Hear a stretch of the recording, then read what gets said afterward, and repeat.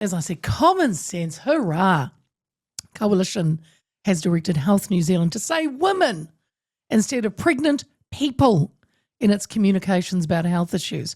Associate Health Minister Casey Costello wrote to Interim Chief Executive Dr. Dale Bramley on the 27th of March, telling the agency to use clear language.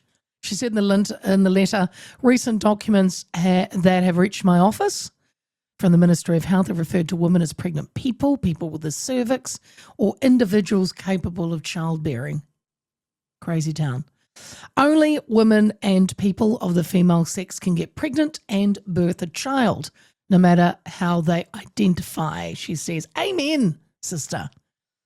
Costello pointed to inequities and bias in the health system, as well as conditions like endometriosis, as reasons why she thought it was necessary Health New Zealand used sex-specific language. She said it's important we clarify for people that we are referring to about health, women's health.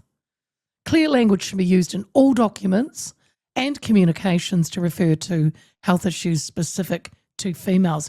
Now, very quickly, when Health New Zealand was asked why it had been using inclusive language and for how long and what changes it had made since receiving Costello's letter, a Health New Zealand spokesperson said the agency did not have a policy relating to the use of gender-inclusive language. It's not clear if the agency has made any changes to its approach since receiving the letter, but its 2023-2024 annual report, it referred to both pregnant women and pregnant people. So they do use inclusive language. Jill Evans from the Women's Rights Party, she's a good friend of the show, and she joins me now. Great news, Jill. Very good news. As you say, common sense is starting to prevail. The weather is changing. The tide is turning, Jill. Absolutely. Now, language matters. Sorry, love. I was just about to say language matters, and we're going to go through this, Jill, because especially in health, when we stop naming a group who are impacted, aren't we removing their voice from discussions that affect them?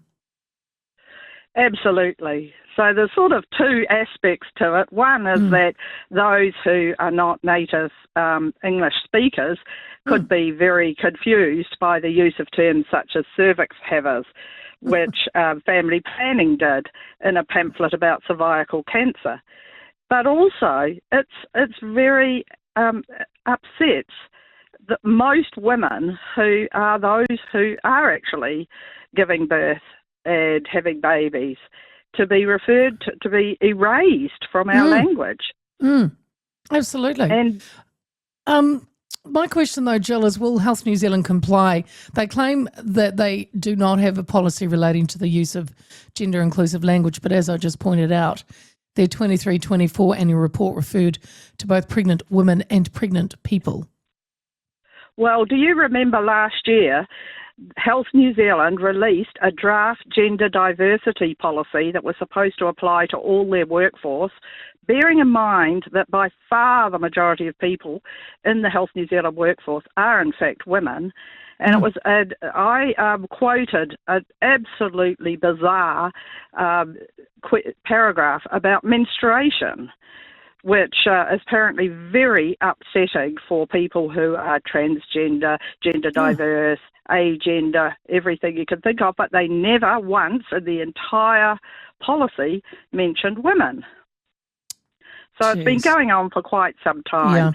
Yeah. And I probably have told you before about how when I was with the Midwives Union, that the year before last, I turned up to the negotiations to negotiate the collective agreement for midwives who are employed by Health New Zealand.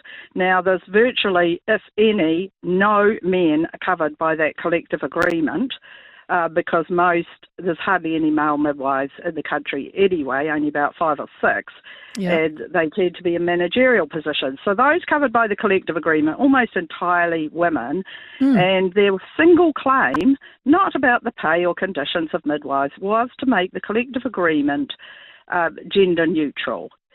So it's just bizarre, but the thing is that I think we should... Did they want that, Jill? Yeah, that was their sole claim. They made no claim about the terms and conditions of midwives. They came to the table with one claim, and that is to rewrite the collective agreement to be so-called gender neutral. Mm. So it's been going on for a while. Yeah, well, because I was going to ask you, I thought then would we see women back in the midwifery scope of practice, but maybe not. Oh, well, that's another one. So there's a consultation out right now from the Midwifery Council, and it closes on the 5th of May. So I encourage people to hop on their website and look at publications because they were referred back by the Parliamentary Regulations Review Committee after we and others made complaints about the fact that women and babies actually were absent from the scope of practice for midwives, which defines the boundaries of midwives. So now what they've come back with is that the primary role of a midwife is to care for those who are capable of childbearing. That's in their very first sentence. And they only mention women once, and that is in the context of health education, which is for the entire whānau. Could be Uncle George and Auntie Hazel. Jill, why do the midwives want? Why do they want this? Why have they drunk the Kool-Aid, so to speak? It's the Midwifery Council, right? Not all the midwives midwives themselves. Yeah, got it. Although a lot of midwives do support what they call inclusive language, but I don't call it that. I call it de-sexed language. Yes. Because if you're being inclusive and you're talking about childbirth, pregnancy, and issues such as menstruation, endometriosis, to be inclusive, you have to mention women because it's women who have these issues.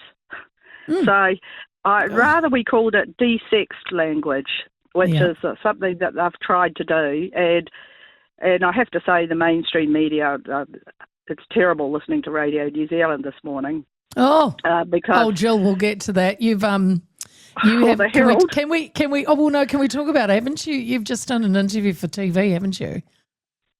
Yes. Did you? That's for One News. Were you accused of being anti-trans? Absolutely. Oh my goodness! No way. I had to keep bringing the interview back to clear language for the audience you are trying to communicate with. Yes. So if you're trying to communicate with an audience that is entirely women, no matter how they identify, the audience for childbirth is entirely women. Women. You cannot do that without mentioning the word woman. No. And so, I tried to bring it back to that. But you were enemy number one. They'll probably only use 2 seconds worth. Oh yeah, you'll be you'll be edited into what they want it to sound like. Can I ask, Jill, can I ask who interviewed you? Did you know the reporter?